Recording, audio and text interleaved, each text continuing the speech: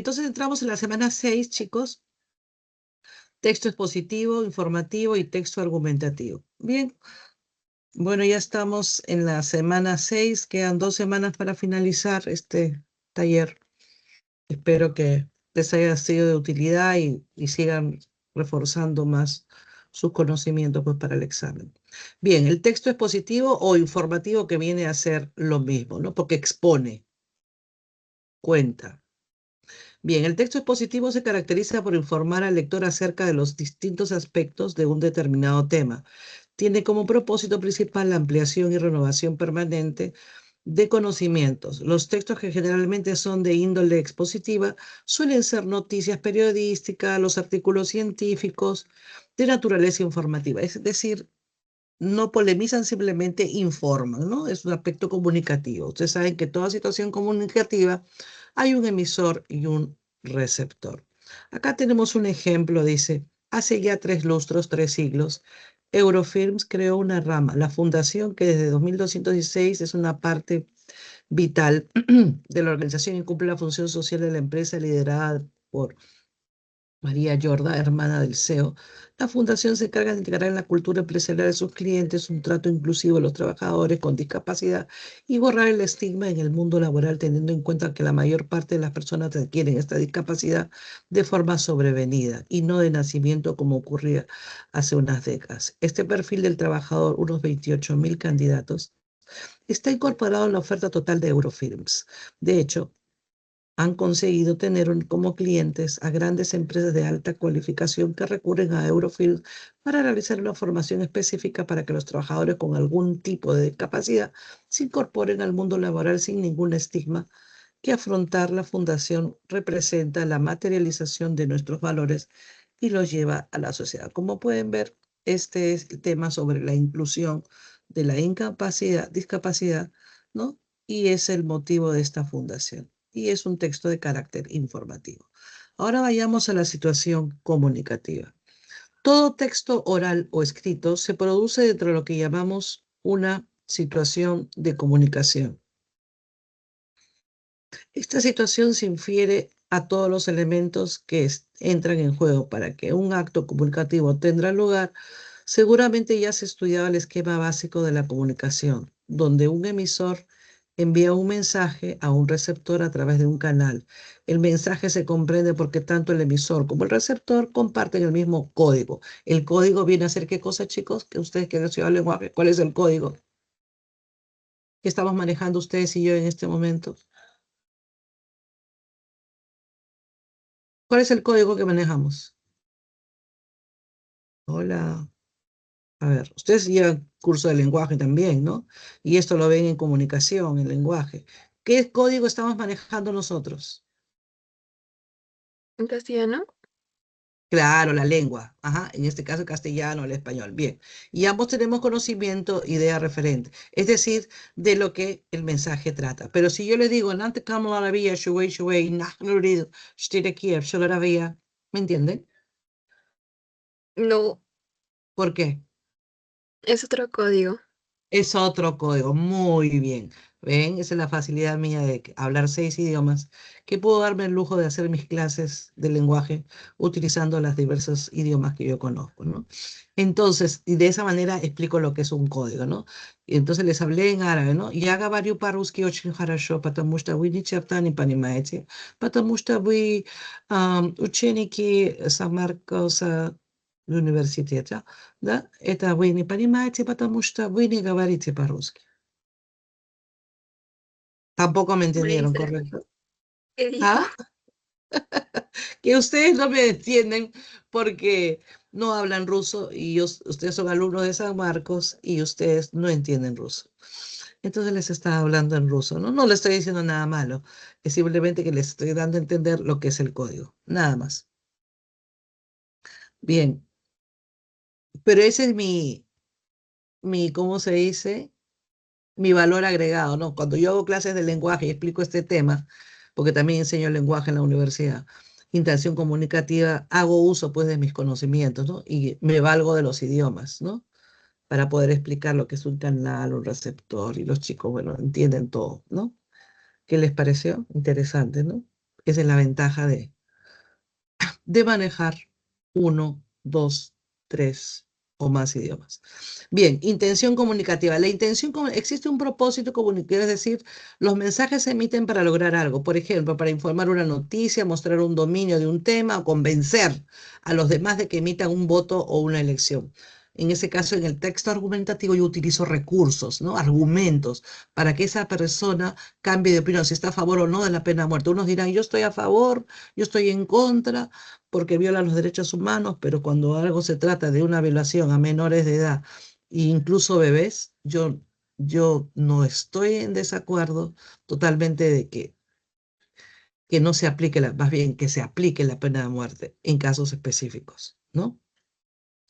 Bien, ¿y por qué? Por tal y tal razón, ¿no? Entonces argumentas, expones tus puntos de vista para convencer, ¿no?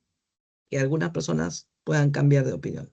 Puede construir un mensaje adecuado que se logre la meta. Elementos que intervienen en la comunicación. Ustedes saben que todo, acá tienen el proceso comunicativo, que son 6 elementos. Los elementos básicos que intervienen en la comunicación son el emisor, sujeto que elabora el mensaje, el receptor, individuo que interpreta el mensaje, la información, el código, los signos o símbolos utilizados en la elaboración. El mensaje puede ser auditivo, visual, ¿no? Puede ser de diversos modos. Soporte físico sobre el cual transmite el mensaje. A estos elementos se puede agregar el referente realidad, material o conceptual sobre el que trata el mensaje. Y la situación comunicativa, elementos externos. Este último rodea la situación comunicativa e influye en la interpretación de mensajes. Por ejemplo, en el mensaje un café es pertinente en una cafetería, pero se considera inadecuado en una zapatería, mientras que el mensaje te espero en el banco puede cambiar de significado según se evoque en un parque o en una zona financiera, ¿no? Asimismo, es importante distinguir entre el contexto externo o situación comunicativa y el contexto interno o lingüístico. El primero incluye elementos espaciales, temporales, sociales, culturales, etcétera, que comparten el emisor y los cuales permiten la comprensión del lenguaje, mientras que el segundo abarca las palabras que acompañan el mensaje. Como pueden ver, acá tenemos una imagen: emisor, el canal auditivo, oral, código, la lengua, el mensaje, la intención, la situación en que se da la comunicación y el receptor. Ahora pasamos, vayan leyendo un ratito, chicos, el texto argumentativo, un segundito, ¿ya? Por favor.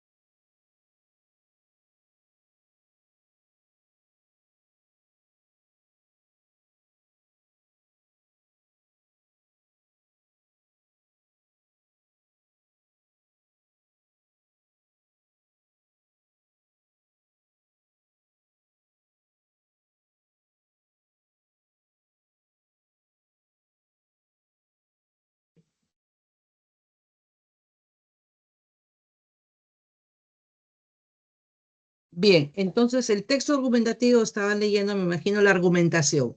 La argumentación, ¿cómo se argumenta? ¿Quiénes argumentan generalmente?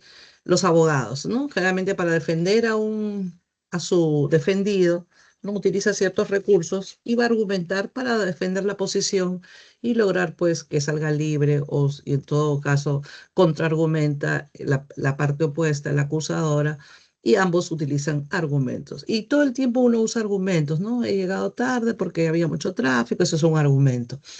Bien, la argumentación consiste en ofrecer un conjunto de razones en apoyo de una conclusión. Argumentar no consiste simplemente en la afirmación de ciertas opiniones, ni se trata sencillamente de una disputa. Se trata de respaldar, apoyar ciertas opiniones con firmes razones. En ese sentido, la médula de la argumentación es el vínculo entre las premisas, la conclusión central del tesista. El tesista se refiere a la posición que toma, ¿no? Bien, estamos ante una buena argumentación cuando la conclusión se sigue plausiblemente de un conjunto de sólido de premisas. El argumento es esencial en primer lugar porque es una manera de tratar de informarse acerca de qué opiniones son mejores que otras. No todos los puntos de vista son iguales. Algunas conclusiones pueden apoyarse en buenas razones. Otras tienen un sustento mucho más débil. En ese sentido, un argumento es un medio para indagar. Una vez que hemos llegado a una conclusión bien sustentada en razones, en argumentos, lo explicamos y lo defendemos mediante argumentos. ¿Ven? Un buen argumento no es una mera reiteración de las conclusiones. En su lugar, ofrece razones de tal manera que otras personas puedan formarse sus propias opiniones por sí mismas. Finalmente, la argumentación es una forma de habla que opera en todos los niveles del discurso y recorre las diversas facetas de la vida humana: la cotidiana, la política, la judicial, la científica. La médula de la argumentación es el vínculo entre las premisas y la conclusión. Estamos ante una buena argumentación cuando la conclusión se sigue plausiblemente de un conjunto sólido de premisas.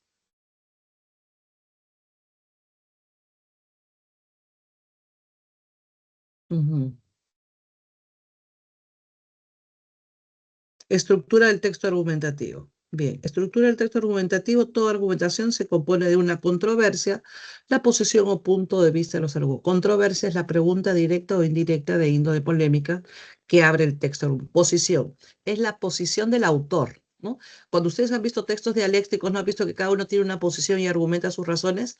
Ya hemos trabajado en textos dialécticos. Entonces, el texto dialéctico generalmente tiene carácter argumentativo. No sé si se han dado cuenta, ¿no? Entonces, es el punto de vista que el autor expresa en torno a la controversia. La posición puede ser de tipo probatio, a favor, o confugatio, en contra. Argumentos. Son las razones plausibles que se esgrimen para sustentar la posición o el punto de vista. Se debe propender es tratar, intentar a un sustento racional apoyado en una buena información. Exige una deontología de la argumentación. Características del texto. Su función principal es presentar una idea con la finalidad de convencer. Al mismo tiempo expone un tema, el autor adopta una postura respecto a este tema. Los argumentos son lógicamente elaborados siguiendo un orden, constituyendo un conjunto sistemático. En la formulación de los argumentos se emplea un lenguaje claro y conciso.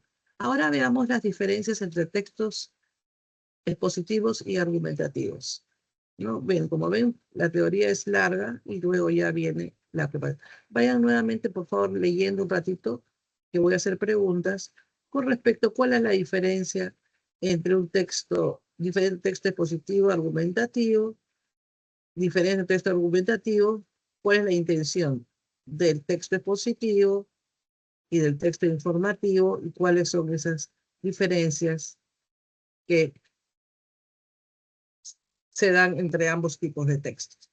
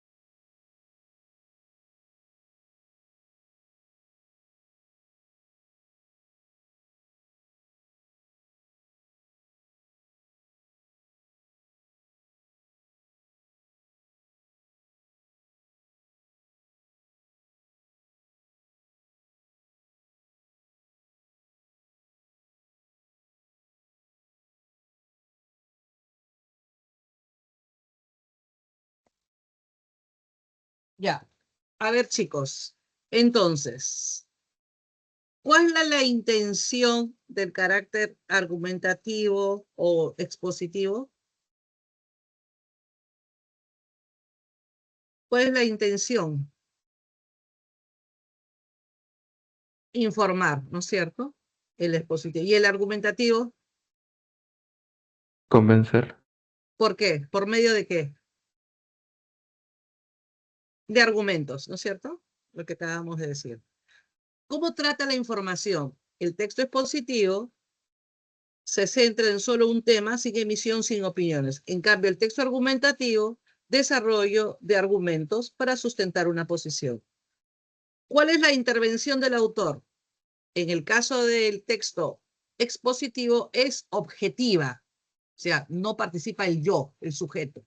A eso se refiere objetiva. No se mezcla. Yo pienso, yo creo. No.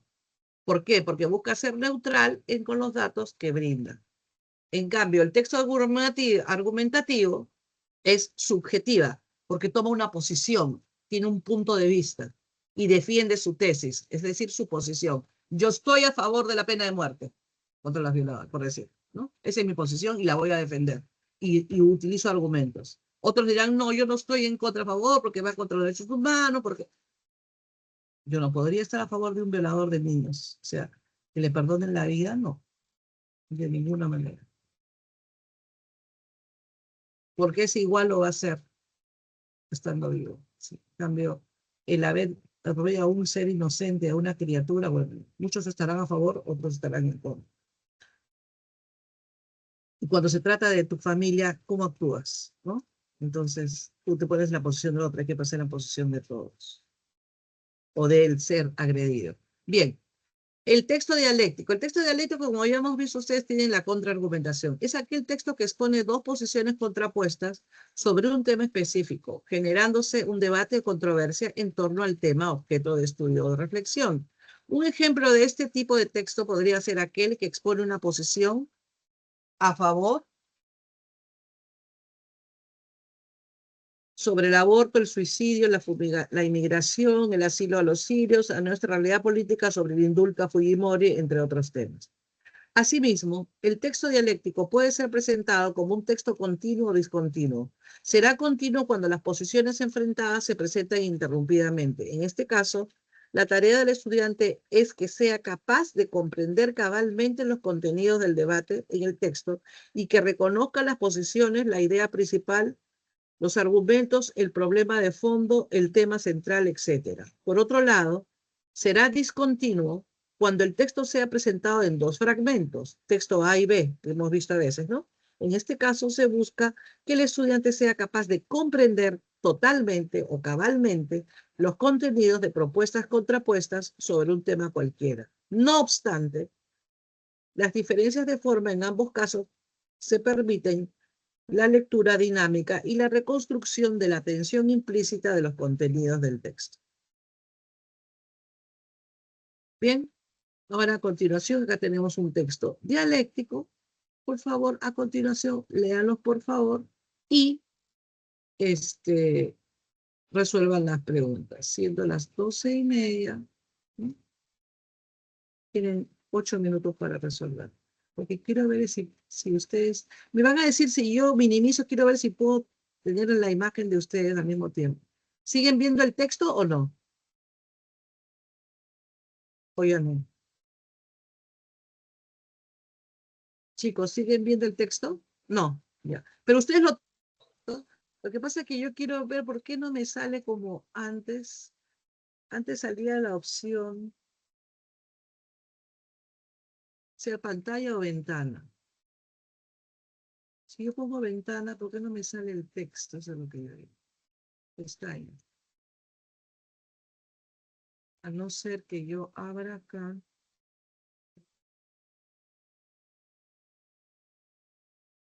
Pero no me permite, pues. Eso es lo que yo quiero ver. No me permite ver el texto. Compartir. ¿Por qué? No entiendo. Se mira la pestaña compartir. ¿Cómo haría para abrir la pestaña y que quede ahí? No entiendo. Pero lo que pasa es que me gusta tener la visibilidad de los estudiantes. Acá está, semana 6.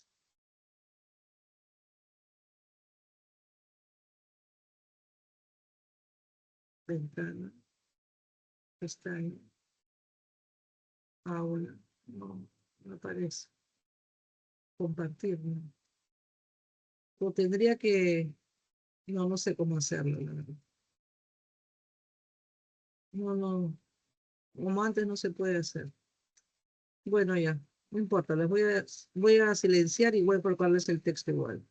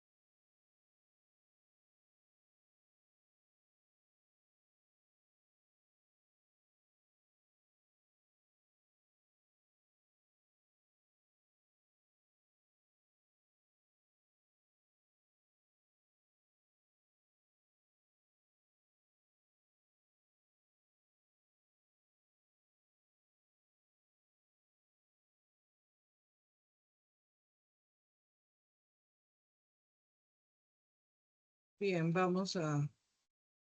Tengo que retroceder para poner el texto. Primera pregunta, entonces, chicos, ¿me están escuchando, no? ¿Cuál es el tema central que discuten ambos textos? El alegato de la obra Ollantay, la historia del teatro peruano, el estudio del teatro quechua Ollantay, el origen del drama, perdón, el estudio del teatro quechua, el origen del drama Ollantay o la escenificación de Ollantay. El origen del drama Yontai. ¿Perdón? El origen ¿Cuál del sería? drama Yontai. Claro, el origen del drama Ollantay, claro, porque el texto afirma en texto A que Ollantay tiene un origen autóctono, es decir, hecha de un periodo incaico, mientras que el texto B asevera que la obra fue compuesta cuando los españoles. Entonces, en ambos discuten el origen, ¿no es cierto? Ustedes saben que generalmente siempre gira a un mismo tema. Muy bien. Pregunta 2. En el texto el verbo desfigurar puede ser reemplazado por, mientras que la frase por pluma entendida denota deformar hábil, variar creador, transformar famoso, encubrir sabio o alertar, alterar experto.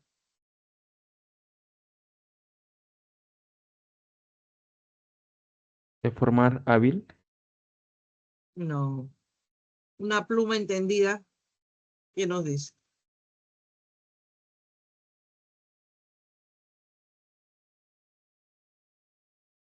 ¿Alterar experto? ¿Perdón? ¿Alterar y experto?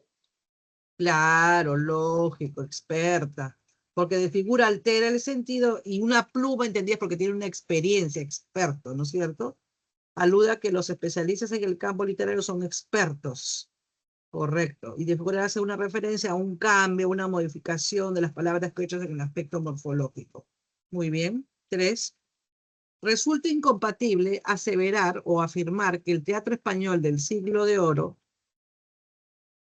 existen pocos actores en el escenario, sobresale únicamente Lope de Vega, estaba presente un personaje cómico, escenifican obras plagiadas al público, comparaban al galán con el humorista. En la La lectura E. se afirma que los personajes... ¿Ah? ¿La E? No.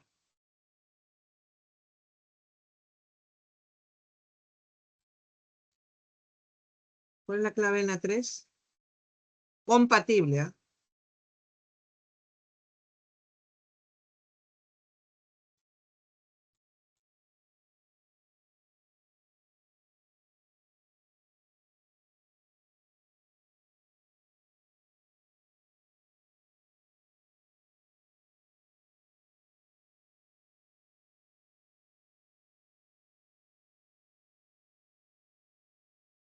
Chicos, ¿cuál, por favor? Esa de que no pueden demorarse en responder.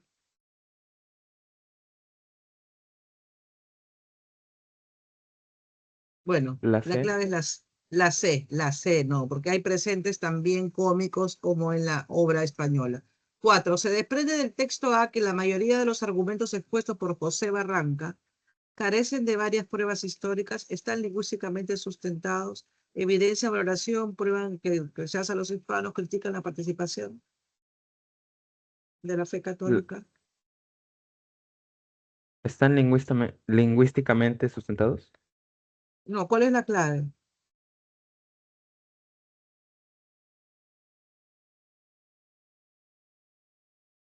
Dígame la clave.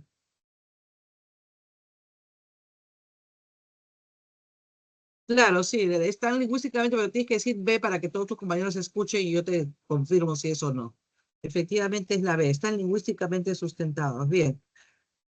Si se demostrara que la obra de Ollantay fue compuesta después de la llegada de los españoles, el autor Ricardo Palma recibiría un homenaje póstumo. Póstumo. Las causas deberían ser solamente por el tipo de rima. El autor del texto A pediría disculpas a ambas naciones. La lengua castellana sería más valorada que el quechua. Los argumentos de Barraca carecerían de plausibilidad.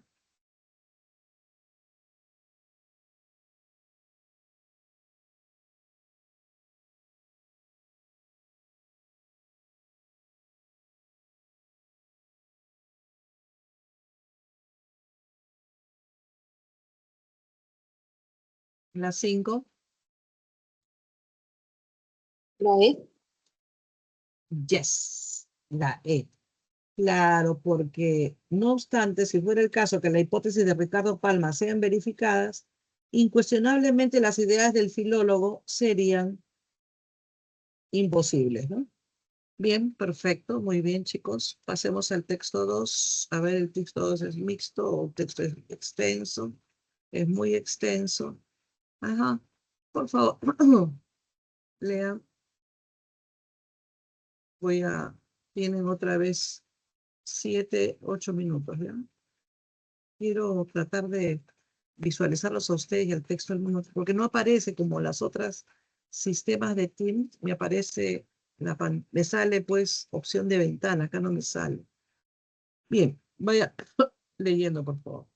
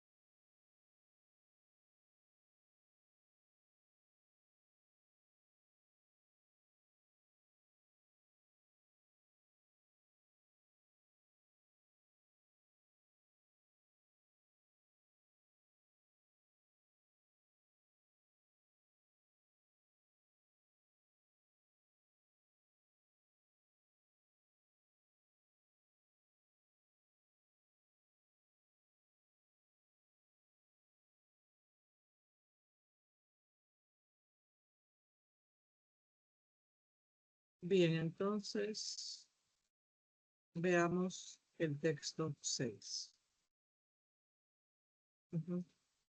Texto 6, el texto 2. En semana 6. Bien. La idea principal está relacionada. ¿Están viendo el texto? No. Estoy compartiendo, sí, ¿no? Chicos. No, Miss, no comparto. Oh, ya ves, eso es lo malo que es que no entiendo este sistema de compartir toda la pantalla. Al poner toda la pantalla. Ya. Me imagino que ahora sí, a ver. Ahora sí, ¿no? Sí, ¿No? Miss. Ya. Entonces, pero ustedes tienen material al margen de esto, ¿no? La idea principal está relacionada con la deducibilidad entre posiciones del sistema, el conocimiento dado por términos y proposiciones, la definición de términos por otros términos conocidos, el ideal de ciencia y términos por proposiciones conocidos, o las definiciones y deducciones en cualquier ciencia.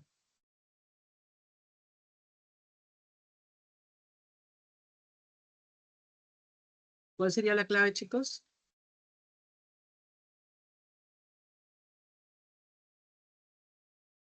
La 1.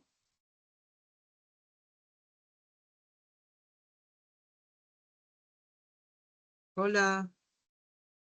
La E. Yes. El reconocimiento de la importancia de la definición y la deducción para cualquier ciencia puede sugerir un ideal para los sistemas científicos. Muy bien. 2. Muy bien, señorita. Muy bien. 2. El término materia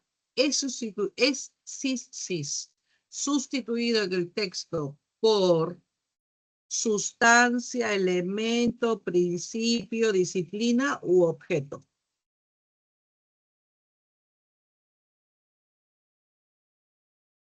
La D. Disciplina. Claro, disciplina, muy bien, porque no varía al ser reemplazado, ¿no? El sentido de la palabra. Muy bien, disciplina. Pregunta 3.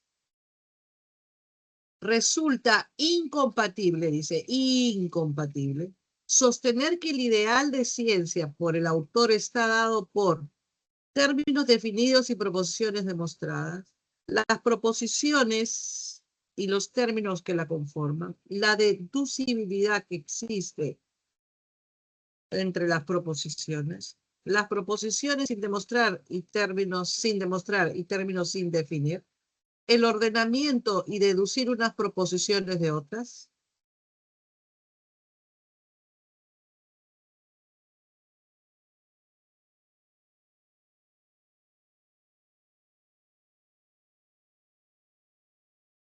¿La D? No. ¿Qué resulta incompatible? La clave es la A. ¿Por qué? Porque esta condición solo estaría en la imaginación y es imposible de realizarse, ¿no? En que los términos definidos y proposiciones demostradas. Bien. 4.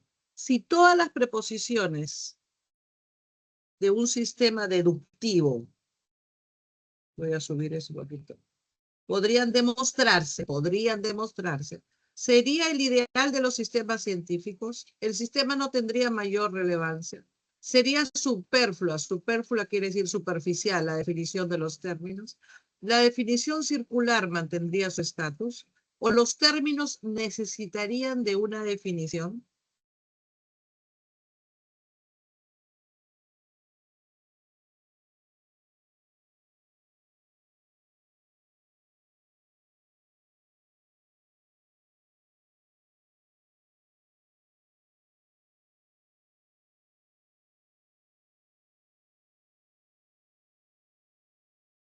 Chicos.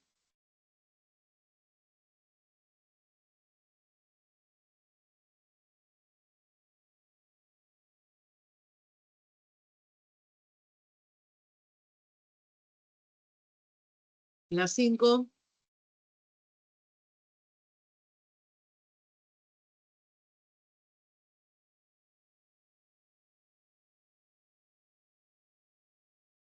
Un punto, dice, es aquello que no tiene partes y una línea es longitud sin ancho.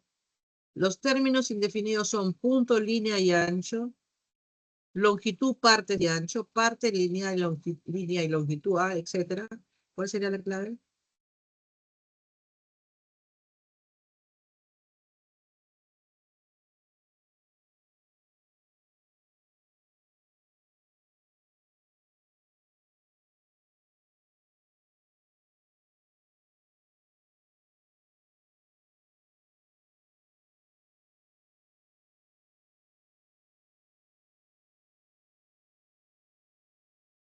¿Cuál sería la clave, chicos?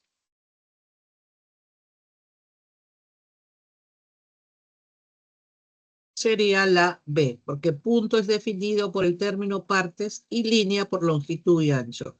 Pregunta 6. En la siguiente fórmula, la definición de unos términos por otros en una ciencia permite relacionar las proposiciones del sistema, definiciones circulares triviales y objetables, que los términos primitivos sean definidos, una regresión al infinito sin fundamento, la inexistencia de términos sin definir.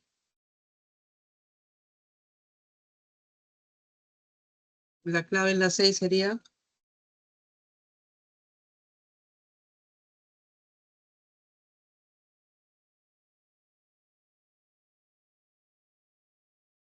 ¿Cuál sería la clave?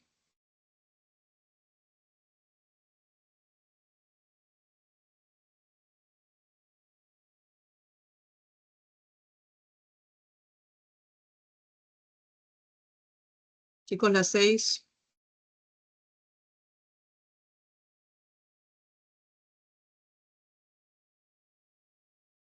Bueno, parece que no han trabajado, chicos, porque se demoran demasiado y han tenido que haber terminado. En todo caso, darles más tiempo, me hubiesen dicho, porque son 8 preguntas. La clave es la A. La definición de unos términos por otros revela las relaciones entre las proposiciones del sistema. Pregunta 7. Un sistema deductivo modelo tendría términos definidos y proposiciones demostradas, solo proposiciones organizadas sistemáticamente, términos primitivos que definan los otros términos, términos sin definir y proposiciones sin demostrar, proposiciones demostradas por términos sin definir.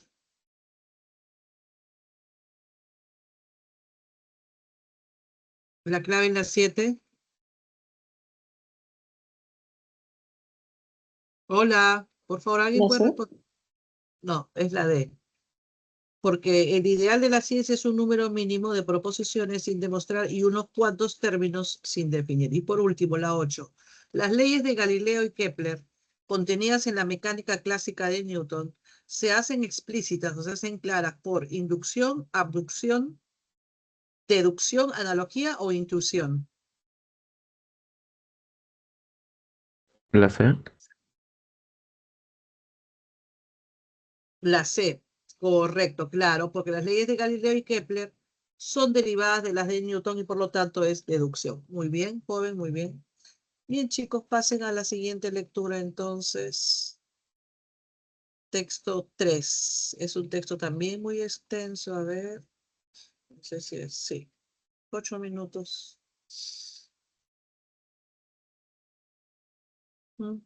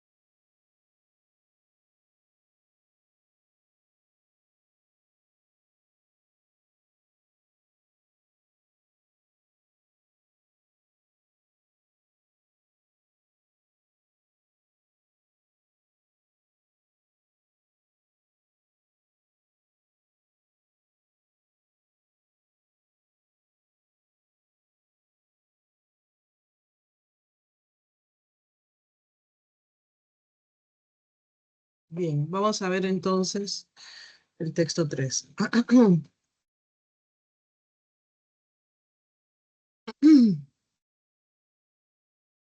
La idea principal del texto aborda o trata sobre los axiomas y teoremas en un sistema, el rigor en los sistemas deductivos, las fórmulas que simbolizan los objetos o la crítica de los matemáticos. ¿Cuál sería la clave?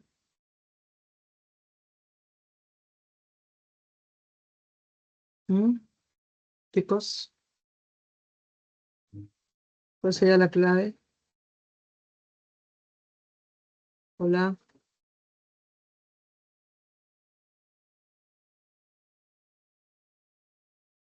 ¿Me escuchan? La A. No. La B. El texto se inicia sosteniendo que el atributo más importante del sistema deductivo es el rigor y la desarrolla a través de todo el texto.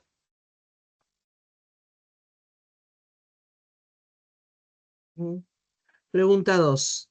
El término sistema que aparece en el primer párrafo tiene el significado de saber, ciencia, técnica, arte o norma.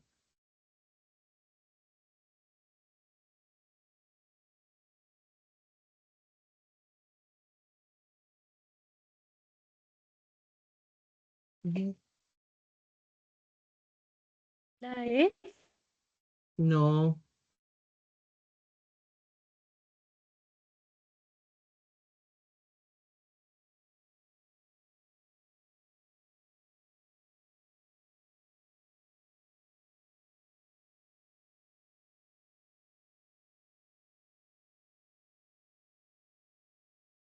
Ujú. Los enunciados donde aparece el término sistema, al ser reemplazado por ciencia, no cambia de significado. Por lo tanto, es la B. 3. Es incompatible con un sistema deductivo sostener que el rigor es el atributo más importante en las ciencias. Los teoremas deben estar implicados en los axiomas. La demostración se debe realizar con reglas válidas. Los términos primitivos requieren ser interpretados. ¿Es necesaria la demostración de las conclusiones?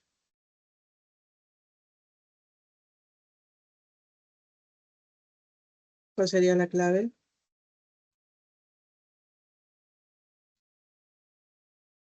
En la 3.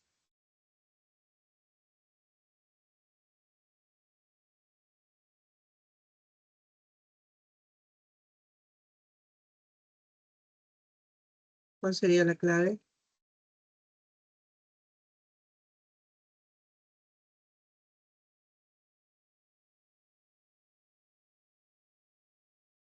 La clave es la D. ¿No? Es un sistema deductivo formal y los términos primitivos son indefinidos. Pregunta 4. ¿Se puede inferir que el rigor en un sistema deductivo está más ligado a la semántica, validez, sintaxis, pragmática o intuición?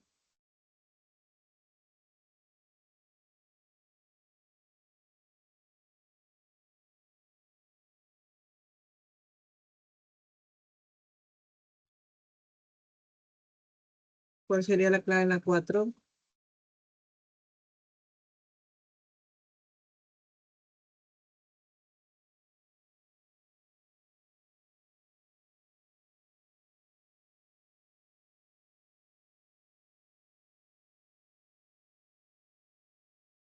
La C, la sintaxis, ¿no es cierto? Porque si los axiomas y los teoremas son formulados sin interpretar aquí que las reglas de inferencia válidas, ¿no? Entonces el rigor está más ligado a la sintaxis, ¿no? O la sintaxis. Bien, 5. Las ventajas de un sistema deductivo o formal permite la dificultad de interpretación o más de un sistema deductivo, en su interpretación aplicarse a sistemas deductivos diferentes, que al interpretar los teoremas sean veraces y no los axiomas, la familiarización con el sistema estableciendo su rigurosidad o interpretar los axiomas antes de inferir los teoremas del sistema.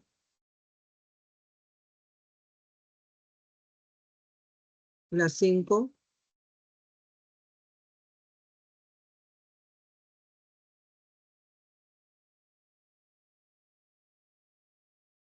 Por lo visto no han terminado, ¿no? Me da la impresión, porque nadie responde.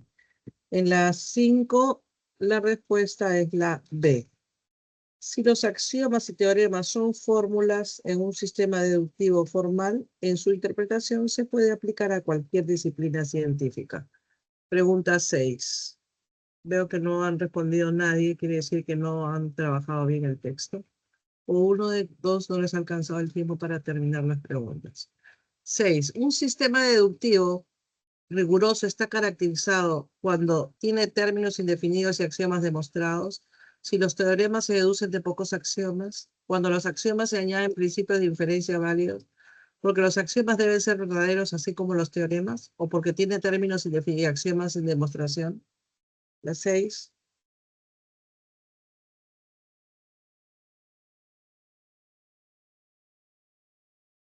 Un sistema es más que riguroso cuando se especifican los principios de inferencia en las deducciones. Por lo tanto, la clave es la C. 7. En un sistema deductivo o formal, los teoremas y acciones deben interpretarse. Los axiomas y los teoremas son fórmulas. Los teoremas y los axiomas son verdaderos. Es necesaria familiarización con el sistema. No existen relaciones deductivas entre fórmulas. ¿Cuál sería la clave? La 7 sería la B. 8. Y si una disciplina científica no especificara las inferencias válidas utilizadas en sus demostraciones, A, seguiría existiendo teoremas basados en sus acciones. Sería un sistema cuyo desarrollo se denomina flojo. Los teoremas serían justificados con supuestos ocultos. Las inferencias válidas no tendrían mayor relevancia. ¿Seguiría siendo un sistema riguroso para los científicos? Pregunta 8. ¿Alguien lo resolvió o nadie? La clave es la B. Solo se es riguroso un sistema si especifica las inferencias, porque se van a utilizar en sus demostraciones. Bien, a continuación tienen el texto número 4, por favor, léanlo. Y si esto me lo resuelven, es un texto mixto, no es complejo, es más literario. Información sobre Ricardo Palma y las tradiciones peruanas. Entonces, por favor, les pido que lo lean bien y lo resuelvan. Tienen exactamente, les doy otra vez 8 minutos para que lo resuelvan porque tenemos que ver el texto en inglés. Esta vez sí espero respuestas porque no les voy a dar la clave si ustedes no responden.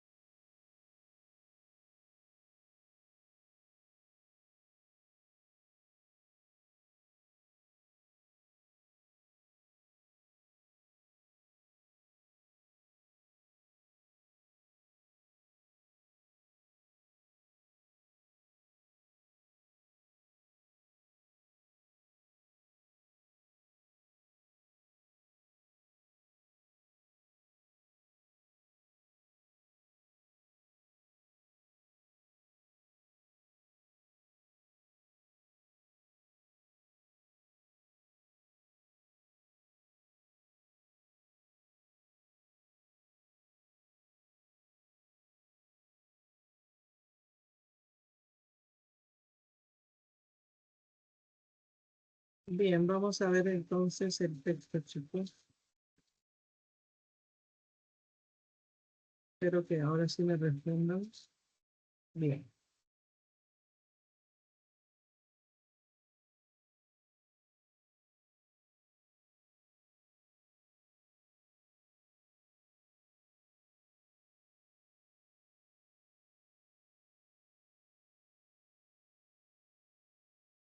Bien, entonces, primera pregunta. Básicamente, el autor del texto tiene el propósito ¿de qué? De explicar el trasfondo ideológico de las tradiciones peruanas y homenajear a su autor para contribuir a la formación de identidad nacional. Describir el desarrollo histórico mm, mm, de las tradiciones peruanas en la literatura peruana decimonónica del siglo XIX y su vínculo con el teatro costumbrista. Demostrar que Ricardo Palma perpetuó una mentalidad colonial a través de sus relatos, tradiciones y otros textos de índole académica. Eh,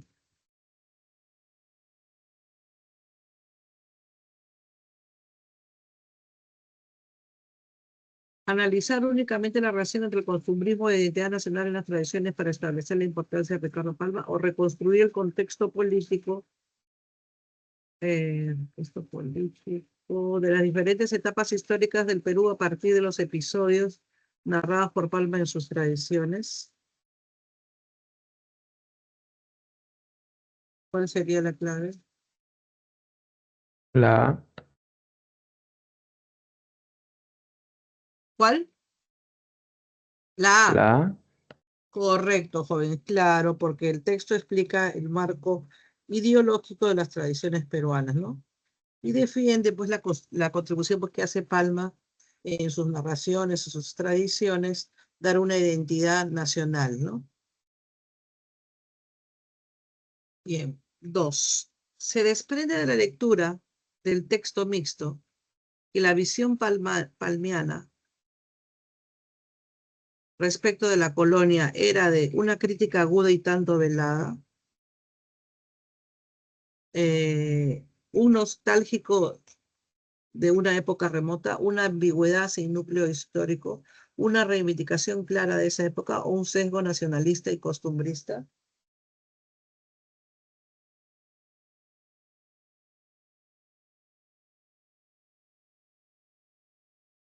¿Cuál sería la clave?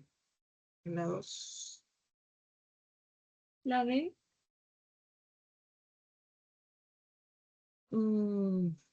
No.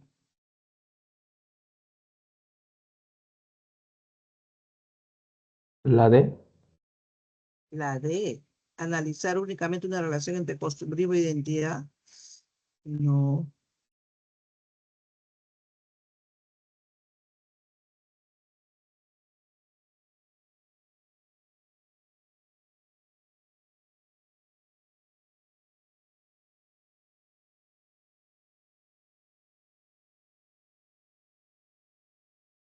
Más bien él es un tono sarcástico, ¿no? En su obra, por lo tanto,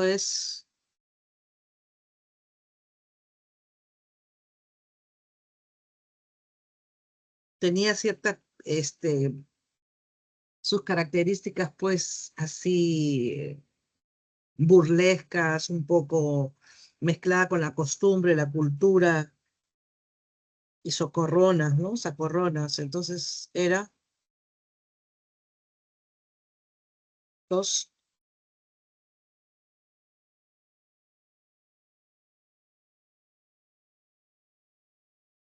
Una crítica aguda y tanto velada, ¿no? Bien.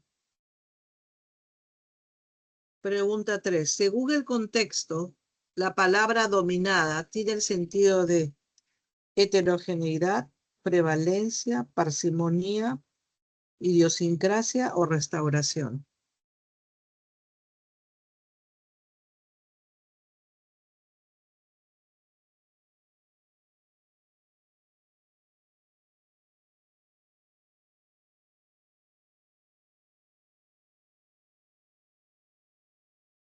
Chicos,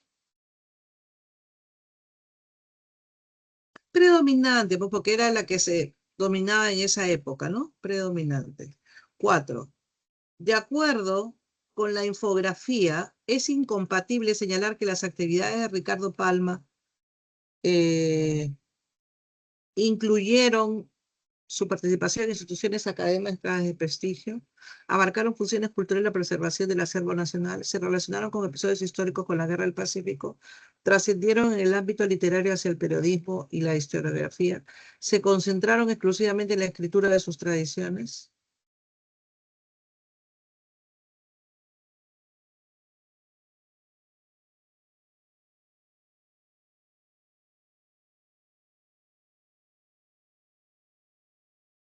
La E. Claro, porque Palma fue multifacético, ¿no? Muy aparte de escribir las tradiciones, no solamente se dedicó a escribir las tradiciones, sino que fue mucho más allá, ¿no? Según la infografía, abarcó el tema histórico, literario, ¿no? Si podemos ver un ratito la imagen, ¿no? Trabajó en mucho más como poeta, periodista, historiador. Fue también fue el restaurador de la Biblioteca Nacional, por eso fue llamado el bibliotecario mendigo, perteneció a la academia, contribuyó en la Academia Peruana de la Lengua, ¿no? Y de carrera igual que yo, filólogo, porque él no era lingüista, era filólogo, la misma profesión que tengo yo. Y vale decir, les cuento una anécdota, mi tesis fue precisamente sobre Ricardo Palma, porque a mí me fascinaban las tradiciones peruanas y mi tesis fue sobre él. Ujú. Bien, entonces, 5. Si Ricardo Palma hubiera seguido las consideraciones temáticas y estilísticas de sus precededores, entonces, A, se habría limitado a los cuadros de costumbres sin proyecto histórico, habría reforzado una visión idealizada de todo el pasado colonial, habría omitido la recuperación de expresiones culturales de la colonia, no habría intentado articular una conciencia nacional a través de la historia, habría privilegiado el teatro costumbrista por encima de la narrativa breve. La D. No, La A. no.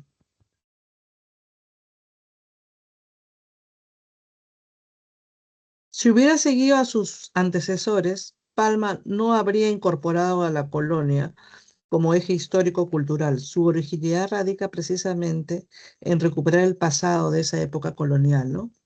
Para pensar en la nación, por eso la clave es la C. Bien, entonces nos queda el último texto, por favor. Nos habla, creo que lo voy a leer ya directamente porque ustedes parece que no leen. Entonces, Parkinson's Law, la ley de Parkinson, no es sobre la enfermedad de Parkinson, es otra cosa que nada que ver. La ley de Parkinson Law works spans to fill the time available for its completion means that if you give yourself a week to complete 2-hour tasks, then psychologically speaking, the task will increase in complexity and become more daunting so as to fill that week. It may not even fill the extra time by more work, but just stress and tension about having to get it done. By assigning the right amount of time of tasks, we gain back more time and the task will reduce in complexity to its natural state. Entonces,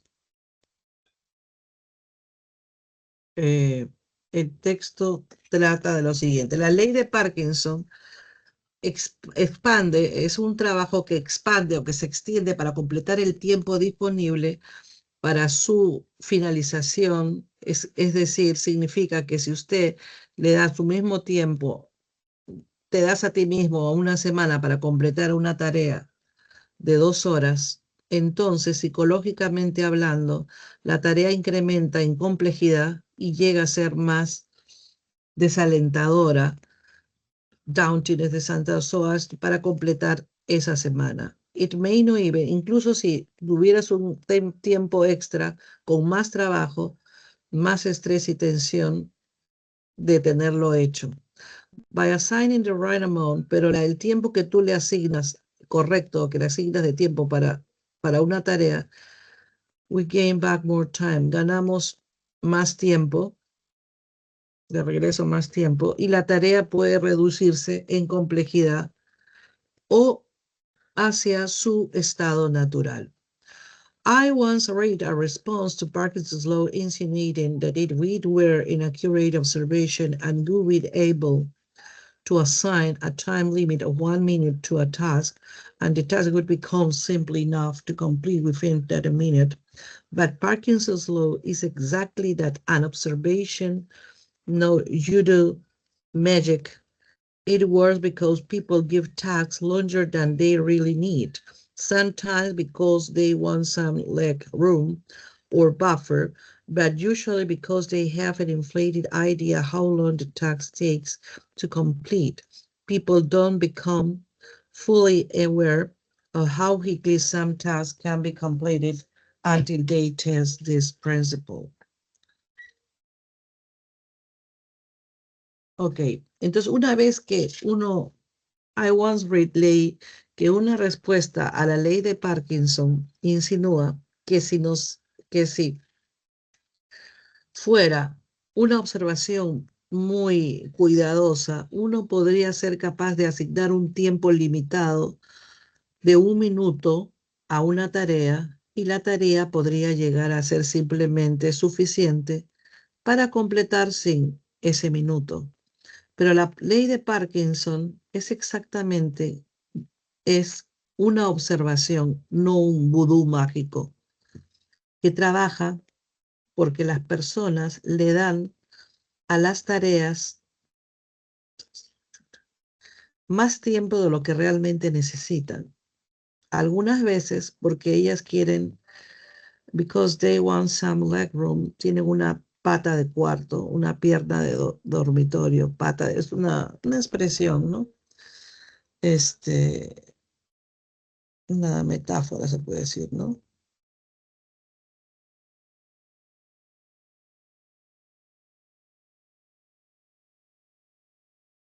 Como, es decir, un espacio para las piernas, ¿no?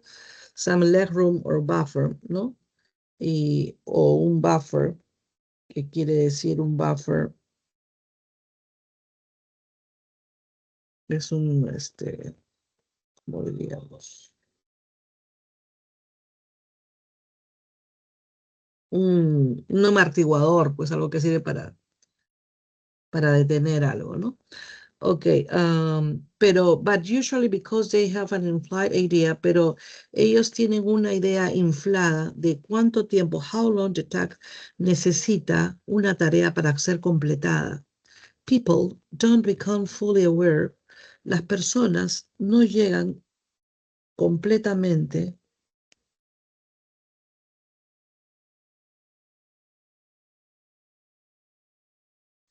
o no son conscientes completamente, ¿no? But people don't become fully aware. Las personas no llegan a ser completamente o totalmente. ¿Cuán rápido algunas tareas pueden ser realizadas antes de que ellos prueben, test este principio, ¿no? Bien, entonces el tema es cómo la ley de Parkinson o cómo usar la ley de Parkinson en tu ventaja, ¿no? De eso se trata el texto. Entonces, volviendo a las preguntas, no sé si habrán entendido lo que yo he leído o traducido directamente. Entonces, the text is mainly about. El texto trata básicamente the application of Parkinson's law, la aplicación de la ley de Parkinson, the whole story of Parkinson's law, la historia total, completa de la ley de Parkinson, the misinterpretation of Parkinson's law, la desinterpretación de la ley de Parkinson, the restriction of Parkinson's law, las restricciones de la ley de Parkinson, or the meaning of Parkinson's law, o el significado de la ley de Parkinson. What is the correct answer?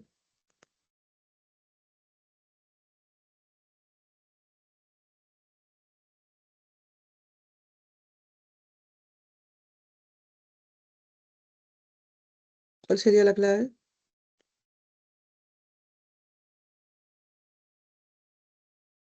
Chicos, ¿no me escuchan? Hola. Chicos, tengo que irme a otro salón. ¿Cuál es la clave?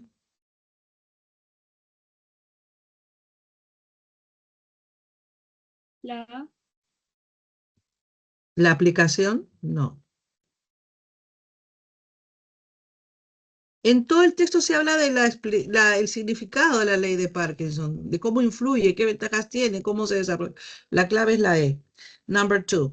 The expression leg room implies quiet, tranquilidad, sleep, sueño, rest, descanso, space, or invasion.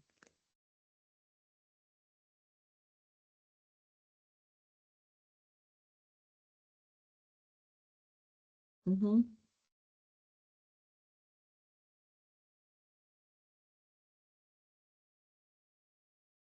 What is the correct answer?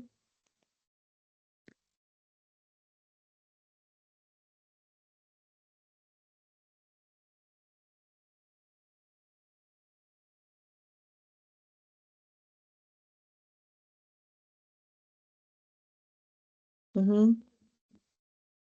Se los expliqué, también se los traduje.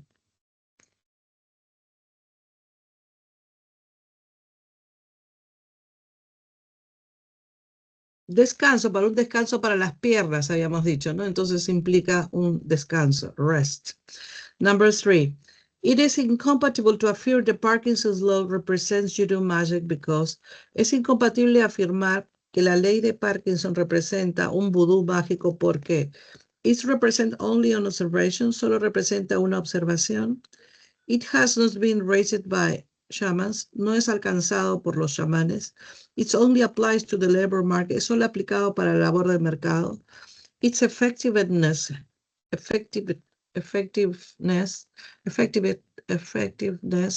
has been proven. Su efectividad ha sido probada. It's more related to the shamanism, está más relacionada con el chamanismo. What is the correct answer, number 3?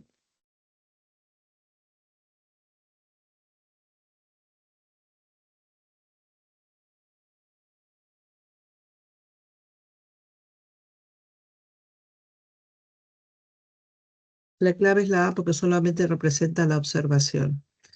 Ok, number 4. It is inferred that Parkinson's law seeks to prevent.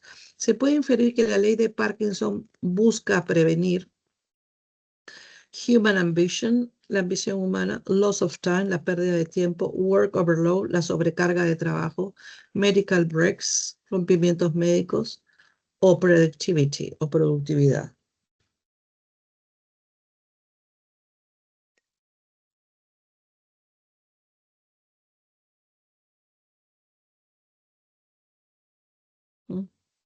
Number 4.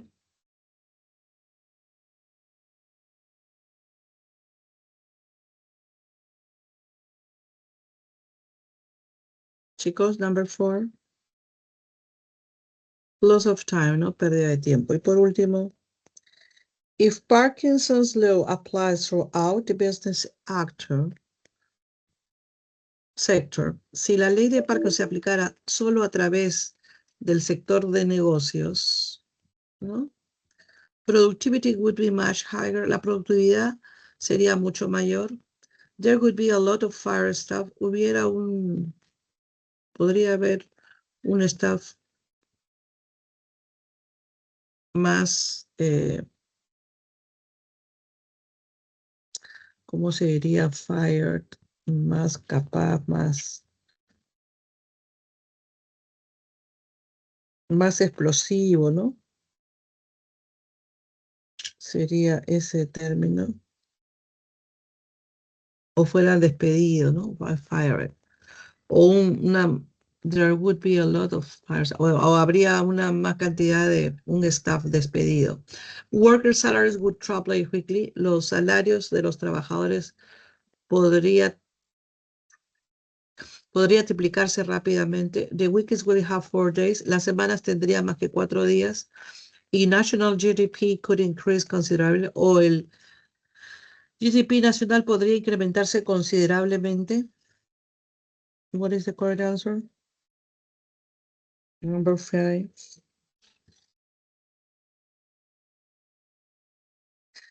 La A, pues la productividad podría ser mucho mayor. Ujú, bien. Entonces, chicos, hemos terminado. Qué pena que no lean o no les da tiempo o les falta más dominio en el idioma inglés, tal vez. Bien, entonces dejo de compartir. Ya nos vemos la próxima semana. ¿Ya? La 7ª semana ya, nos queda 2 semanas más. Pero por favor, chicos, traten de trabajar mejor, leer más, ¿ya? En casa con calma, después que termine la clase, no sé, cuando terminen sus clases, traten de leer más. Así de simple. Leer más, revisar los textos.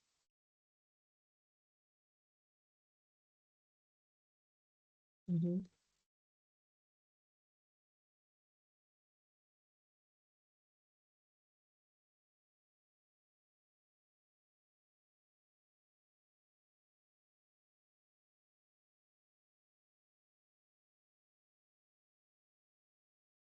Y me despido de ustedes deseándoles un Valentine's Day. ¿Ok? Que lo pasen bonito con sus amigos, etcétera. Bye, chicos. Hasta luego. Pásenlo bonito el sábado. Diviértanse. No todo es estudio, también hay que un poco de distraer la mente. Ya, ok. Gracias, chicos. Gracias. Hasta Gracias a luego, ustedes. profesora. Cuídese mucho. Tal. Ustedes también, pásenlo bonito, ¿ya? Ya. Gracias.